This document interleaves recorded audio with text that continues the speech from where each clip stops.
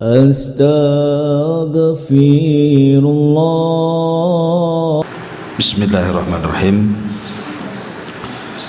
Assalamualaikum warahmatullahi wabarakatuh. Alhamdulillah wassalatu wassalamu ala Rasulillah wa ala alihi wa sahbihi wa mawalah wa la hawla wa la quwata illa billahi wa ba'du. Alhamdulillah, di pagi hari ini kita bisa duduk kembali untuk bertalabul ilmi. Salawat dan juga salam kita aturkan kepada Rasul kita Nabi besar Muhammad sallallahu alaihi wasallam. Kajian di pagi hari ini kita akan membahas satu hadis Nabi sallallahu alaihi wasallam yang sangat pendek tetapi syarat dengan makna. Dari hadis Nufai ibn Harith al-Thaqafi radhiyallahu anhu qala, inna rajulan qala ya Rasulullah ayyun nasi khairun, qala man tala umruhu wa hasuna amaluhu, qala fa ayyun nasi syarrun, qala man tala umruhu wa sa'a amaluhu, rawahu Tirmidzi. Dari Nufai ibnu Harith al-Thaqafi radhiyallahu anhu, ada seorang laki-laki berkata kepada Nabi sallallahu alaihi wasallam, Rasul, manusia yang paling baik itu seperti apa? Maka Rasul mengatakan, man tala umruhu wa hasuna amaluhu, yang panjang umurnya tapi baik amalannya. Kemudian laki-laki ini bertanya lagi, lalu siapa manusia yang paling buruk kalau begitu? Maka Rasul mengatakan, man tala umruhu wa sa'a amaluhu, yang panjang umurnya jelek pula amalannya. Dari hadis ini kita tahu bahwa orang yang dipanjangkan usia terkadang baik bagi dia, tetapi juga terkadang buruk bagi dia. Makanya kenapa Nabi sallallahu alaihi wasallam mengatakan, la yatamannayanna ahadukumul maut imma muhsinan fala allahu an yazdad khairan wa imma musian fala allahu an yasta'tib. Kata Nabi sallallahu alaihi wasallam, janganlah seseorang dari kalian berharap kematian, barangkali jika dia berbuat baik semoga bertambahlah nilai kebaikannya, tapi jika dia berbuat salah semoga dia bisa menyesali kesalahannya. Artinya bahwa Nabi SAW ingin menjelaskan kepada kita tentang pentingnya sebuah umur, pentingnya sebuah umur, di mana hakikat umur itu adalah ketika seseorang menghabiskan usianya untuk ketaatan kepada Allah. Karena dalam hadis ini Nabi SAW tidak pernah memuji orang yang usianya panjang, kecuali kalau baik amalannya. Makanya kenapa Nabi SAW mengatakan man tala umruhu wa hasuna amaluhu, yang panjang umurnya tidak sampai di sini, tetapi juga baik amalannya. Karena buat apa panjang umur kalau jelek amalannya? Karena Allah Subhanahu wa taala mengingatkan dalam surah Al-Imran ayat 178. Wala yahsabanna alladhina kafaru annama numli lahum khairun li anfusihim innama numli lahum liyazdadu ithman walahum adzabun muhin. Jangan kira orang-orang kufur itu, orang-orang kafir itu,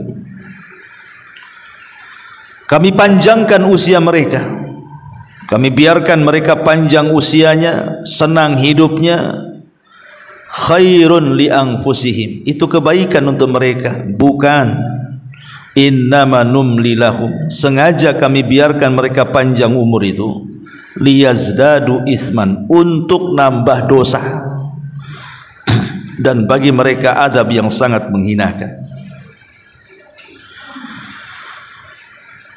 Lihat bagaimana Allah Subhanahu wa taala mengingatkan, kalau panjang umur itu tidak ada manfaatnya bagi ketaatan kepada Allah, buat apa? Jangan-jangan itu istidraj saja tuh. Dibiarkan kita panjang umurnya, dibiarkan kita senang hidupnya, tapi rupanya sengaja Allah tumpuk-tumpukan dosanya. Makanya kenapa kalau kita lihat para ulama, ada di antara mereka itu yang dipanjangkan usianya. Contoh pamannya Imam Ahmad, usianya 74 kemudian meninggal. Atau Imam Malik lah, lebih lama lagi Imam Malik itu usianya. Ada yang mengatakan 83 tahun, ada yang mengatakan usianya 84 tahun baru meninggal. Kalau Imam Syafi'i mungkin lebih muda lagi meninggalnya, ya, enggak salah sekitar 50 tahun usia dia. Tapi ada ulama itu justru lebih muda lagi meninggal, seperti Imam Nawawi yang kitabnya sudah kita kaji kemarin, Arba'in Nawawi, itu di usia 44 tahun meninggal, tapi membuahkan karya yang luar biasa. Tidak ada satupun ma'had atau pesantren di negeri ini kecuali membaca kitabnya Arba'in Nawawi, ataupun karya lainnya Riyadhus Shalihin, atau karya lainnya Syarah Sahih Muslim, dan banyak ya karya-karya beliau berkah. Walaupun pendek usianya tapi berkah. Tapi banyak orang-orang yang dipanjangkan usianya sampai mungkin 100 tahun lebih, tidak pernah dikenang namanya karena tidak berkah umurnya. Lah yang kita inginkan, kalaupun kita berdoa kepada Allah Subhanahu wa taala dipanjangkan umur, itu maksudnya untuk memperbanyak ketaatan. Dan itulah doa yang didoakan oleh Rasul kepada Anas bin Malik kan. Ketika ibunya membawa Anas bin Malik, usianya Anas ketika itu 10 tahun, datang kepada Rasul dan mengatakan, ya Rasulullah, wahai Rasul, ini Anas putraku, jadikan dia pembantumu dan doakan dia juga. Apa doa Nabi? Allahumma aktsir malahu wa waladahu wa barik lahu fima a'taitahu. Ya Allah, perbanyak hartanya, perbanyak anaknya, dan berkahilah apa yang akan kau berikan kepadanya. Jadi Nabi SAW tetap mendoakan Anas itu untuk diperbanyak hartanya, dipanjangkan umurnya, diperbanyak keturunannya, dan tidak lupa kata Rasul wabarik, dan berkahi juga.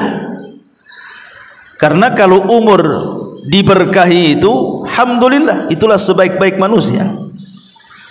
Makanya kata Anas bin Malik radhiyallahu anhu setelah lama begitu yang meninggalnya Rasul.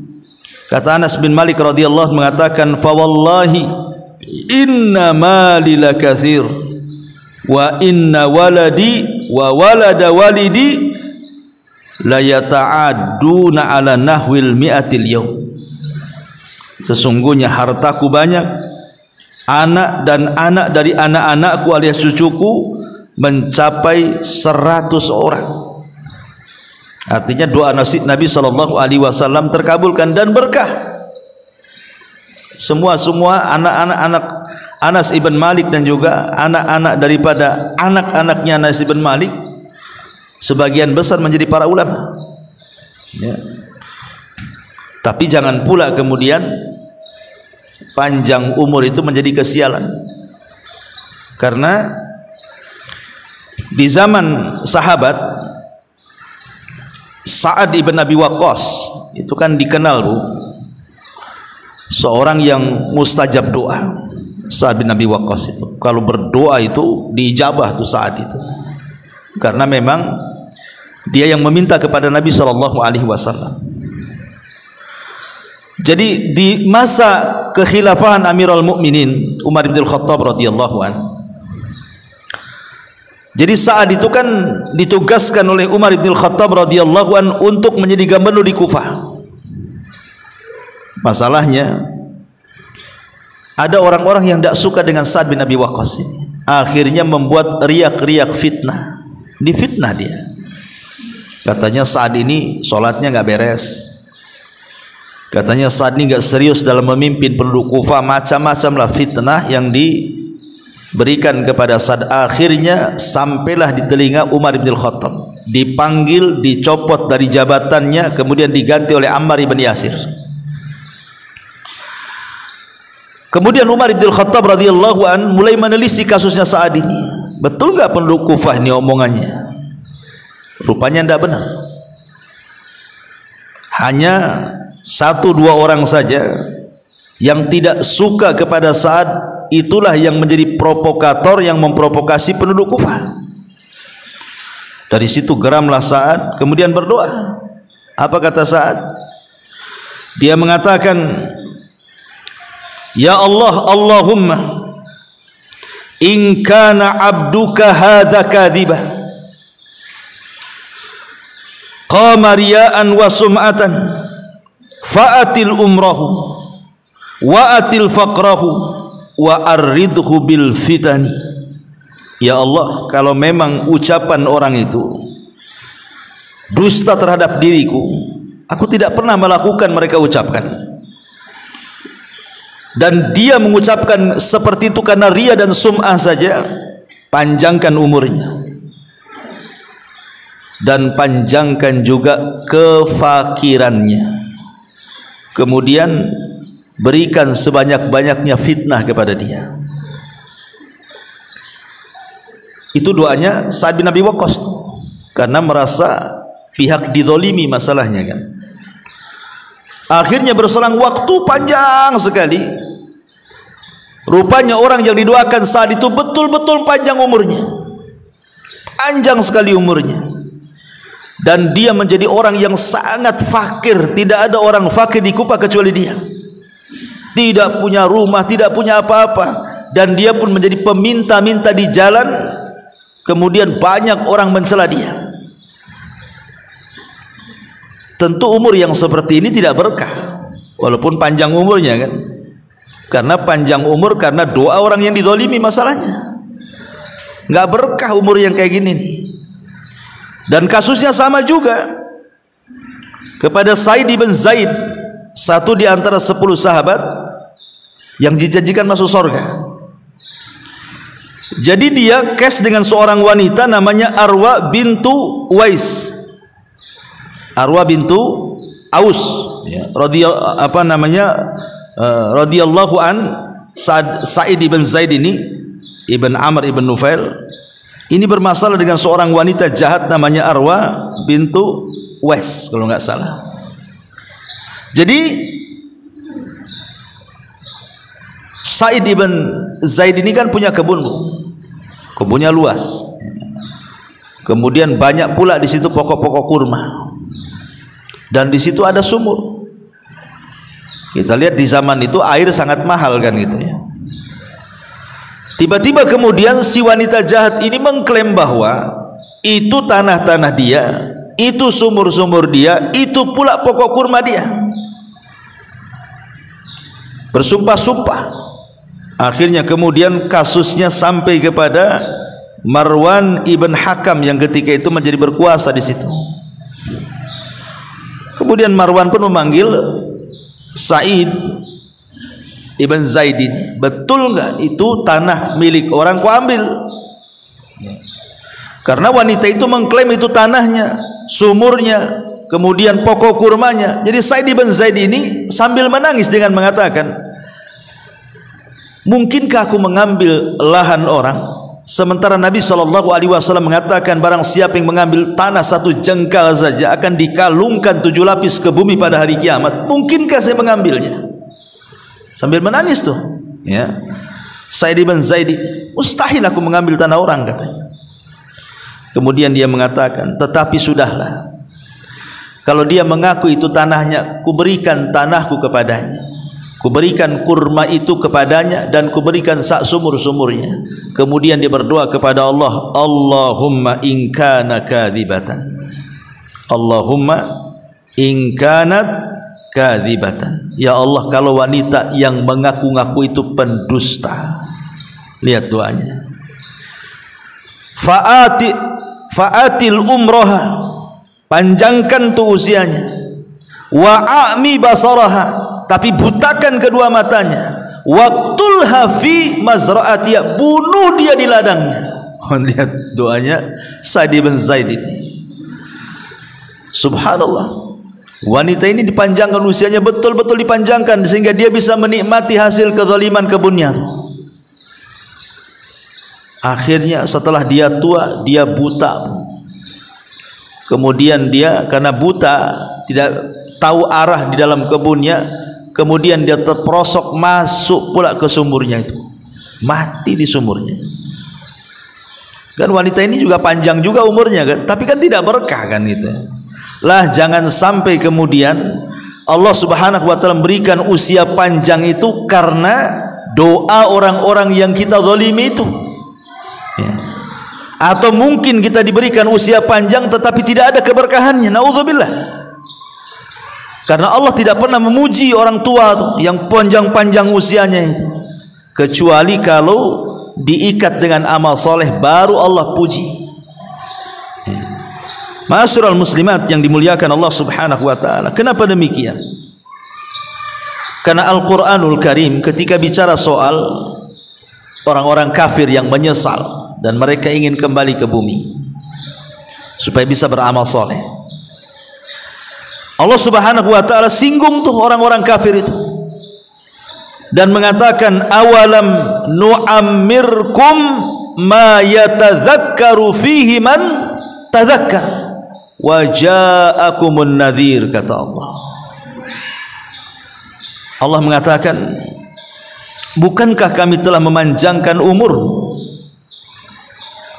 dalam masa yang cukup untuk dapat berfikir bagi orang-orang yang bisa berfikir, dan bukankah pula telah datang kepada kamu peringatan? Kenapa kau tidak berubah? Kenapa kau tidak beriman? Kenapa baru sekarang sadar ingin kembali ke bumi dan ingin beramal saleh? Kalla innaha kalimatun huwa qailuha, mustahil orang mati hidup lagi. Itu hanya dongeng-dongeng dia saja kepengen seperti itu. Jadi Allah Subhanahu wa taala mengingatkan kan kepada kita soal usia tuh, soal umur tuh. Awalam nu'ammirkum ma yatadzakkaru fihi man tadzakkar. Sudahkah aku berikan umur cukup-cukuplah kepada kalian itu? Mungkin di antara kita ada yang dicukupkan usianya sampai 50, 60, 70 tahun, kan dah cukup tuh. Ya. Dan peringatan pun sudah Allah Subhanahu wa taala berikan kepada kita. Coba mulai daripada rambut putih itu kan peringatan tuh.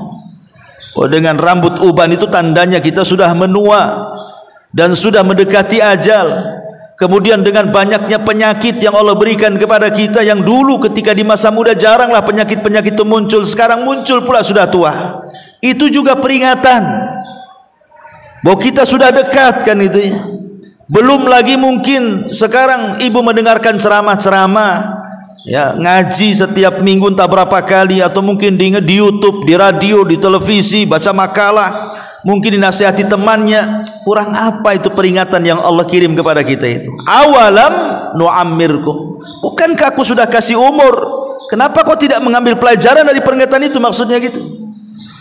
Atau mungkin melihat teman-teman yang sudah meninggal duluan daripada kita, kita pula yang mandikan, kita pula yang kafankan, kita pula yang kuburkan. Tidak juga diambil peringatannya.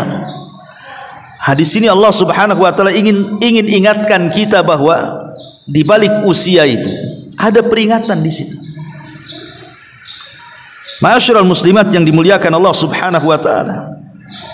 Makanya kenapa Nabi SAW sampai mengatakan, laisa ahadun afdal indallahi min mu'minin yu'ammaru fil Islam litasbihihi wa takbirihi wa tahlilihi. Kata Rasul, tidak ada seseorang yang lebih afdal di hadapan Allah.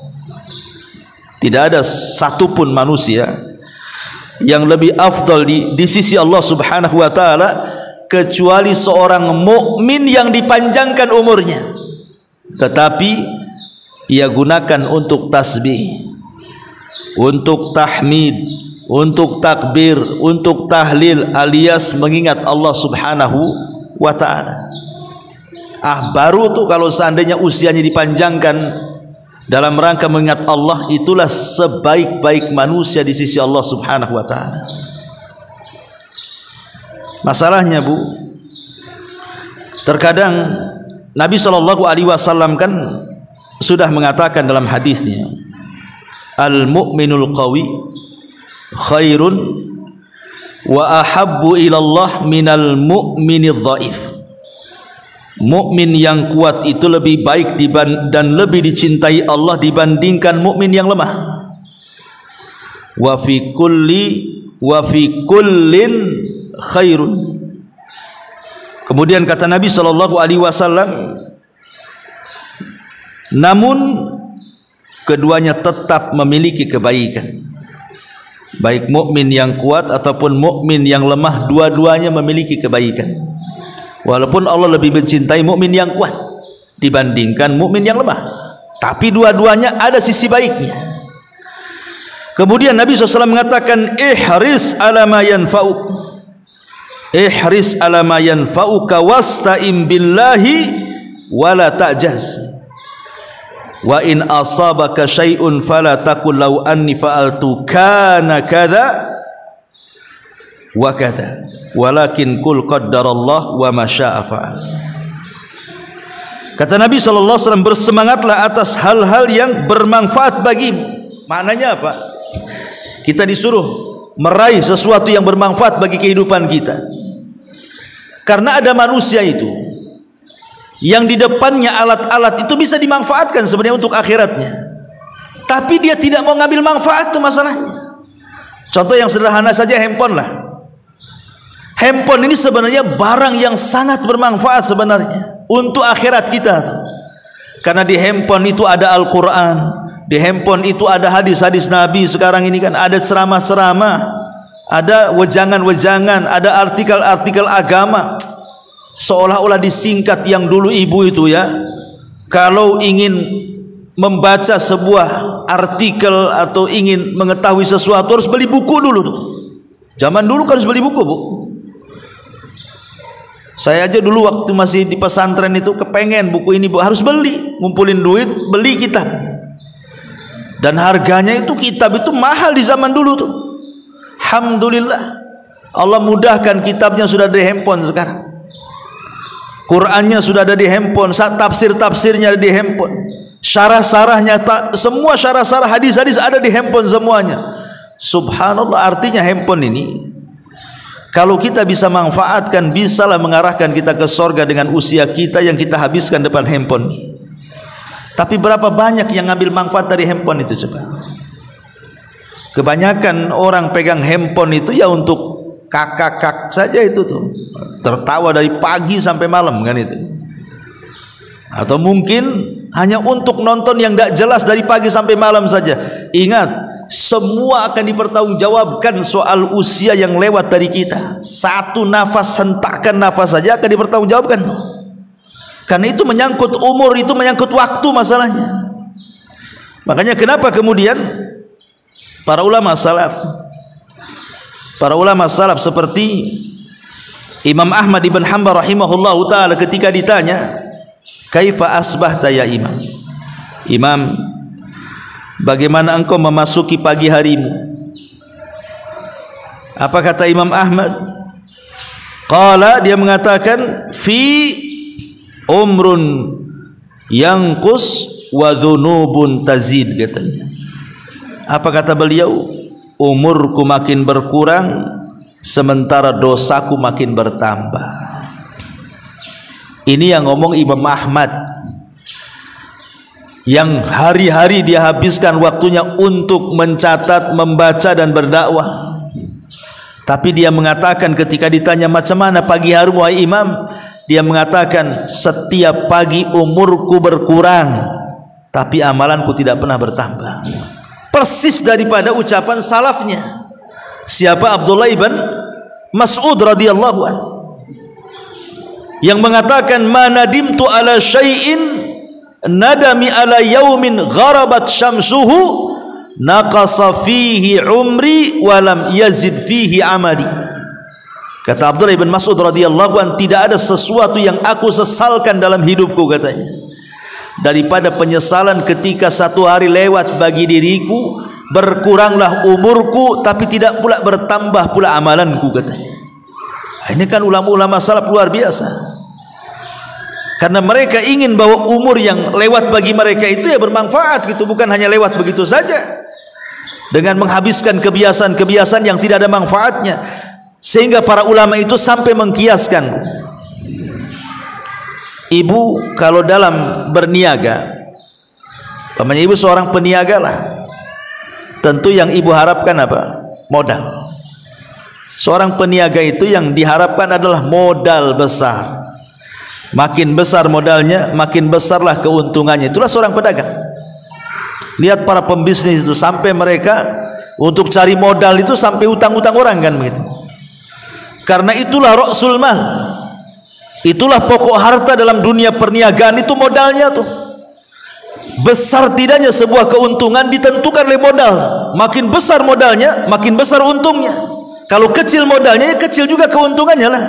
Tidak mungkinlah ibu usaha modal 200.000 pengen untung 10 juta, dari mana? Ya kalau ingin punya untung 10 juta per bulan, ya modalnya pun harus ratusan juta, kan begitu. Itu logika tuh. Lah ulama mengatakan, kalau modal uang itu istilahnya ra'sul mal fit tijarah, itu pokok harta dalam perniagaan, maka waktu itu adalah modal dari usia yang berjalan pada diri kita. Jadi waktu itu modal kita. Jadi kalau kita ingin untung di akhirat, mendapatkan surga Allah Subhanahu wa taala, perbesar modalnya. Artinya apa? Gunakan waktu dalam usia kita ini sebaik mungkin, gitu loh. Makin banyak kita gunakan waktu ini untuk beribadah kepada Allah Azza wa Jal, berarti makin besar keuntungan kita di akhirat tuh. Tapi makin sedikit waktu yang kita gunakan untuk beribadah, ya jangan harap ingin mendapatkan keuntungan besar di akhirat. Makanya ada istilah ad-dunya mazra'atu lil akhirah. Dunia ini tempat bercocok tanam untuk dituai hasilnya di akhirat, kata ulama. Ya. Ma'asyiral muslimat yang dimuliakan Allah Subhanahu wa taala. Maka kalau kita sudah tahu betapa pentingnya umur itu, maka orang yang cerdas, kata Rasul, al-kayyisu man dana nafsah wa amila lima ba'dal maut. Orang yang cerdas itu orang yang introspeksinya terus, ya, setiap hari, kalau bisa hari ini lebih baik daripada hari kemarin, besok harus lebih baik daripada hari ini, lusa lebih baik daripada besok, dan begitu seterusnya. Persis seperti perkataan Imam Ghazali, man kana yaumuhu khairan min amsihi, barang siapa yang hari ini lebih baik dibandingkan kemarin, fahuwa rabih, maka dia beruntung. Wa man kana yaumuhu, kata Imam Ghazali, mithla amsihi fahuwa khasir. Siapa yang hari ini sama aja dengan hari kemarin pun enggak ada bedanya, maka rugilah dia. Wa man kana yaumuhu syarran min amsihi fahuwa halik. Tapi kalau hari ini lebih buruk dari hari kemarin, binasalah dia. Itulah orang cerdas, orang yang introspeksi itu. Bagaimana hari ini harus lebih baik daripada hari kemarin. Makanya Hasan Al-Basri rahimahullah ta'ala sampai mengatakan, ma min yaumin yanshakku fajruhu illa wa yunadi yabna adam ana khalqun jadid wa ala amalika syahid fatazawwad minni fa inni idza madaitu la a'udu ila yaumil qiyamah. Apa kata Hasan Al-Basri? Tidak ada satu hari yang fajar terbit pada hari itu kecuali dia akan berseru, wahai anak Adam. Siapa yang berseru? Maksudnya pagi-pagi itu, si pagi itu akan berseru, wahai anak Adam, sesungguhnya aku adalah makhluk baru terbit, ya. Aku akan menjadi saksi terhadap amalan-amalanmu hari ini. Maka berbekalah dariku, karena sesungguhnya apabila aku telah berlalu, aku tidak akan pernah kembali sampai kiamat. Seolah-olah Hasan Al-Basri ingin mengatakan, kalau seandainya matahari terbit di pagi hari itu bisa bicara gitu maksudnya, maka matahari itu akan ngomong sama kita seperti itu dan mengatakan, saya ini makhluk yang baru terbit hari ini, sesungguhnya aku akan jadi saksi untuk amalan-amalan kalian di hari ini, maka berbekalah dariku, karena kalau aku berlalu tidak akan pernah kembali sampai hari kiamat. Makanya ada istilah, kemarin sesuatu yang mustahil untuk diulang, besok sesuatu yang mustahil untuk kita dapat karena belum terjadi. Yang memungkinkan hari ini yang berjalan, yang mungkin kita bisa manfaatkan. Itulah salah satu perkataan Hasan Al-Basri rahimahullahu ta'ala. Ma'asyiral muslimat yang dimuliakan Allah subhanahu wa ta'ala, manusia ini pasti akan dapat ujian. Manusia pasti akan diuji. Tidak mungkin tidak, kita ini akan diuji. Entah diuji dengan kesehatan sehingga kita lama terbaring sakit, entah diuji dengan ekonomi sehingga kita stres setiap hari mikir cari duit, entah diuji dari pasangan lah gitu. Ibu asik mikir suaminya saja pengen bayi, sibuk diuji dengan anak-anaknya, rutinitasnya sibuk dengan anak-anaknya saja. Pertanyaannya, apakah sepanjang waktu ibu harus disibukkan dengan perkara-perkara seperti itu sampai tua gitu, kemudian mati? Lalu apa hasilnya? Memang manusia akan diuji gitu maksudnya ya, tapi bukan berarti kemudian ujian itu menyibukkan kita terus menghadapi sampai waktu berjalan lalu, akhirnya kemudian mati hanya memikirkan apa yang Allah ujikan kepada kita. Kalau bisa ya gitu ya, kalau bisa ya, ujian memang ujian. Adalah hari-hari mungkin yang buat kita stres, buat kita bingung kan, tetapi bukan berarti kita tidak bisa beribadah kepada Allah. Sakit-sakit iya sakit, tapi kalau bisa lisan tetap berzikir. Boleh jadi mungkin ibu stres kadang-kadang dengan suami, dengan anak-anak, tetapi luangkan waktu juga untuk beribadah kepada Allah Azza wa Jalla. Sebab disitulah kadang-kadang manusia diuji itu. Kalau sudah sakit udah lupa ibadah kan begitu. Kalau sudah miskin gitu ya, sudah susah cari uang, jangankan cerita hadir di majelis taklim, ke masjid sholat pun tidak. Nah, ini kan masalah ya. Atau diuji dengan kekayaan, makin lupa diri pula dia.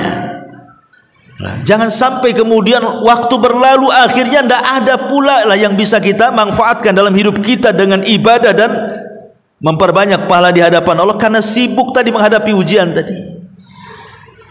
Karena begini ya, ada sebuah syair yang mengatakan, tazawwad minat taqwa fa innaka la tadri idza janna al-lailu hal ta'ishu ilal fajri wa kam min sahihin mata min ghairi illatin wa kam min alilin ashahinan minad dahri fakam min fatan amsa wa asbaha dhahikan wa qad nusijat akfanuha wa huwa la yadri wa kam min sigharin yurtaja tula umrihi wa qad udkhilat ajsamuhum zulmatal qabri. Seorang penyair mengatakan, ada mengatakan di perkataan Imam Syafi'i rahimahullahu taala, berbekalah ketakwaan, karena sesungguhnya engkau tidak tahu jika malam telah tiba, apakah engkau masih bisa hidup hingga di pagi hari. Kita tidak tahu kalau sudah tidur, Bu, apa ibu bisa bangun lagi? Tidak ada yang tahu. Betapa banyak orang-orang yang sehat kemudian meninggal tanpa didahului sakit, dan betapa banyak orang-orang sakit yang masih bisa hidup beberapa tahun lamanya. Berapa banyak pemuda yang tertawa di pagi hari dan petang harinya, padahal kain kafan mereka sedang ditenun dalam keadaan mereka tidak sadar. Berapa banyak anak-anak yang diharapkan panjang umurnya, padahal tubuh mereka telah dimasukkan ke dalam gelap gulitanya kuburan. Dari sini kita tahu bahwa, karena kan kita tidak tahu nih kematian di kapan, dan usia ini terus berjalan kan gitu ya. Maka orang yang cerdas itu kan harus mempersiapkan bekal sebelum kematian. Man dana nafsa wa amila lima ba'dal maut, kan itu.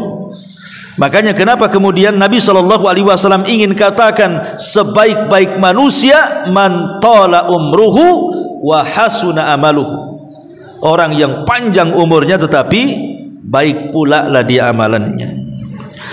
Ma'asyiral muslimat yang dimuliakan Allah Subhanahu wa taala, di dalam sebuah hadis atau di dalam Al-Qur'anul Karim, Allah juga mengingatkan dalam surah Al-Munafikun ayat 9, ya ayyuhalladzina amanu la tulhikum amwalukum wala auladukum an dzikrillahi wa man yaf'al dzalika faulaika humul khasirun. Wahai orang-orang yang beriman, janganlah melalaikan kalian harta-harta kalian, jangan pula melalaikan anak-anak kalian dari apa? Dari mengingat Allah. Karena barang siapa yang kemudian melakukan itu, maka termasuk orang-orang yang rugi. Di sini Allah ingatkan lagi soal umur. Jangan umur kita ini disibukkan dengan harta lupa akhirat gitu ya. Disibukkan dengan anak-anak lupa akhirat. Karena kalau itu yang kita mau, kita habiskan umur kita hanya untuk cari duit saja, cari harta saja, dan sibuk hanya mikir anak jadi apa gitu ya, rugi dia ya. Makanya kenapa para ulama kalau bisa sibukkan kehidupan kita ini dengan 4 perkara. 1, perbanyak zikir kepada Allah Azza wa Jalla. Kemudian yang kedua, carilah amalan-amalan yang amalan itu bisa mengalir setelah kematian kita. Sebagaimana Nabi SAW mengatakan umpamanya, sab'un yajri lil abdi ajruhunna. Ada 7 perkara kalau seorang hamba mengamalkannya, pahalanya mengalir sampai kematiannya. Kemudian Nabi SAW mengatakan, di antara 7 perkara itu ilmu yang diajarkan. Kemudian man 'allama ilman, siapa yang mempelajari ilmu kemudian disebarkan, au ajra nahran, ataupun bersedekah air, au hafara bi'ran, ataupun menggali sumur, au gharasa nakhlan, atau menanam pohon pokok kurma dan kemudian setelah berbuah disedekahkan, au bana masjidan, ataupun membangun masjid, au warrasa mushafan, ataupun membeli mushaf dan diwakafkan, au taraka, ataupun di sini au taraka waladan yastaghfiru lahu ba'da mautihi, ataupun meninggalkan anak yang kelak akan memintakan ampun untuk orang tua setelah kematiannya.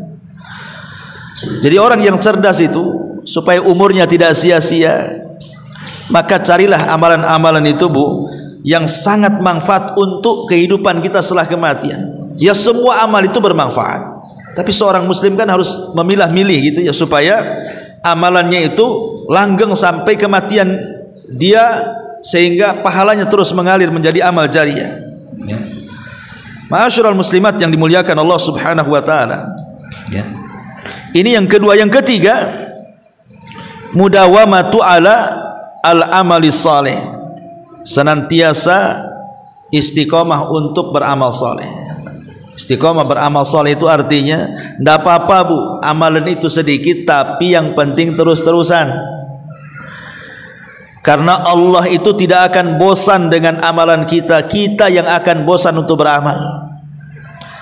Kalau kita kemudian memborong semua amalan kita, itu tidak akan langgeng itu ibadah kita itu, karena lama-lama bosan.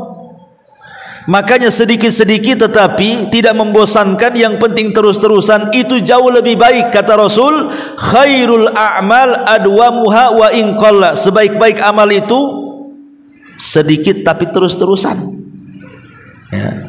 Sedekah ya mungkin sedekah tak banyak ya, 100-200 ribu, banyak loh Ustaz itu ya, 10-20 ribu, oh masih banyak, ya udahlah 1000-2000 lah kan gitu.